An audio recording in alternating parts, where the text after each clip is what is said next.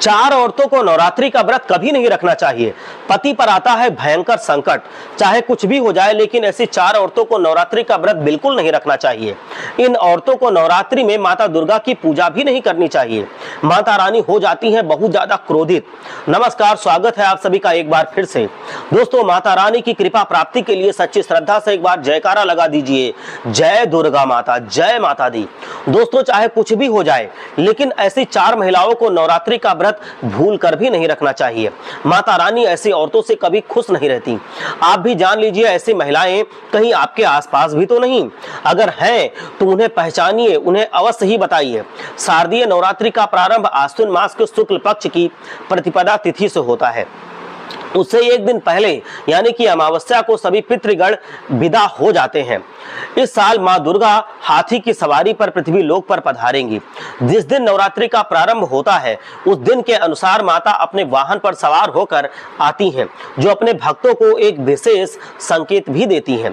दोस्तों, सनातन धर्म में प्रत्येक वर्ष में कई महत्वपूर्ण उत्सव एवं त्योहार आते हैं। इन्हें शास्त्रों में आध्यात्मिक पर्वत कहा जाता है। प्रत्येक देवी देवता के लिए विशेष त्योहार और तिथि का निर्धारण किया गया है।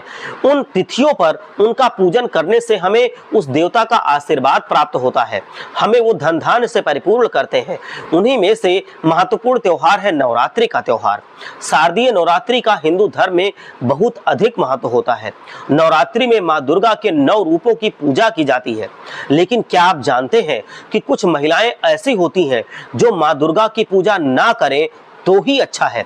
मान्यताओं के अनुसार आज हम जिन महिलाओं की बात करने जा रहे हैं, उन्हें नवरात्रों के व्रत से हमेशा ही दूरी बना के रखनी चाहिए। नहीं तो माता रानी ऐसी औरतों से क्रोधित हो जाती हैं।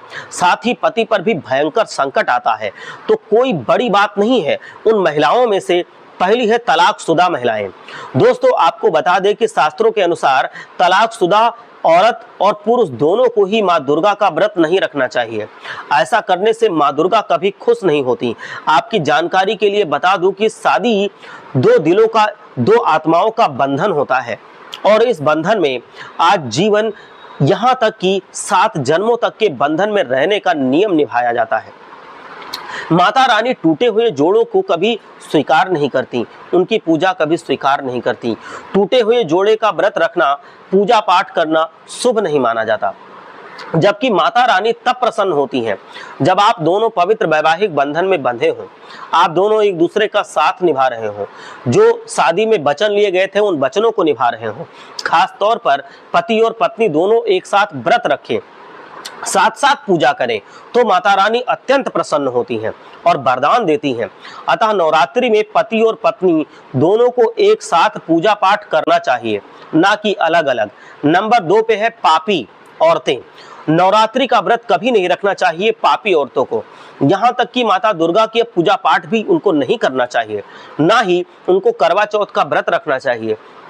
जब व्यक्ति की आत्मा और शरीर दोनों ही पवित्र ना रहें, मतलब उनकी पवित्रता अगर अंदर से खत्म हो चुकी हो, तो वो पापी हो जाता है, पापी कहलाता है। ऐसे व्यक्ति का पूजा पाठ और व्रत कभी सफल नहीं होता। ऐसी औरतों को नवरात्रि का व्रत भूलकर भी नहीं रखना चाहिए। माता रानी उसे आशीर्वाद नहीं श्राप देती हैं, और ना ही घर के अंदर कलश की स्थापना करनी चाहिए। साथ ही महिलाओं को जब भी माहवारी होती है, उस दौरान भी कोई व्रत, पूजा पाठ या धार्मिक कार्यक्रम नहीं करना चाहिए। यहाँ तक कि किसी मंदिर की सीढ़ियों तक पे भी नहीं चढ़ना चाहिए। तीसरे नंबर पर है दोस्तों दिखावा करने वाली औरतें। दोस्तों, अगर किसी व्रत या पूजा पाठ को दिखावे के तौर पर करते हैं, तो ये शास्त्रों में घोर पाप माना गया है, घोर अपराध माना गया है। ऐसा करने से आप देवी देवताओं का मजाक उड़ा रहे हैं। मजाक तो आप उड़ा ही रहे हैं, उसके साथ साथ आप पाप के भागीदार भी बन रहे हैं। और माँ दुर्गा भी ऐसे लोगों से कभी प्रसन्न नहीं होती। देवी देवता तभी प्रसन्न होते हैं जब आप पूर्ण भक्ति और सच्चे मन से उनको पुकारते हैं। नंबर 4 पे है बीमार व्यक्ति। दोस्तों, शास्त्रों में कहा गया है कि अगर आप बीमार हैं, आपको कोई घातक बीमारी है, तो आप भी इस व्रत से दूर रहें। जैसे अगर आपको शुगर की बीमारी है, आपको हार्ट, शरीर में कमजोरी है, आपको बार बार चक्कर आते हैं, हाई बीपी या लो बीपी रहता है, जॉइंट पेन रहता है, पेट में कई सारी प्रॉब्लम्स रहती हैं, तो आपको नवरात्रि का व्रत बिल्कुल भी नहीं रखना चाहिए। अगर आप व्रत रखते हैं तो माता रानी क्रोधित हो जाती हैं। अतः आप सावधान रहें। वैसे माता रानी कभी अपने भक्तों को कष्ट में नहीं देख सकती। वो नहीं चाहती कि उसकी संतान व्रत के कारण कष्ट में रहे। अगर आप स्वास्थ्य सही से नहीं है आपका, तो उसको व्रत कभी नहीं रहना चाहिए। माता रानी वो व्रत स्वीकार नहीं करती। ऐसे में अगर आप जबरदस्ती का व्रत रखते हैं, तकलीफ सहते हैं, तो आपसे माता रानी क्रोधित होती हैं। नंबर 5 पे है, अगर आपको बार बार गाली गलौज करने की आदत है, तो जितनी जल्दी हो सके आप इस आदत को छोड़ दीजिए। व्रत और पूजा पाठ करके माता रानी को प्रसन्न करना है तो मुख से मीठे बोल बोलिए। मुख से मीठे बोल ही निकलते चाहिए। अधिक कड़वे बोल माता सरस्वती का अपमान करते हैं। नंबर 6 पे है, ऐसी विवाहित जोड़े जिनकी लव मैरिज हुई है या कोर्ट मैरिज हुई है लेकिन अग्नि के साथ 7 फेरे नहीं लिए, हिंदू रीति रिवाजों के अनुसार शादी नहीं हुई, वो लोग भी नवरात्रि की पूजा और व्रत ना करें।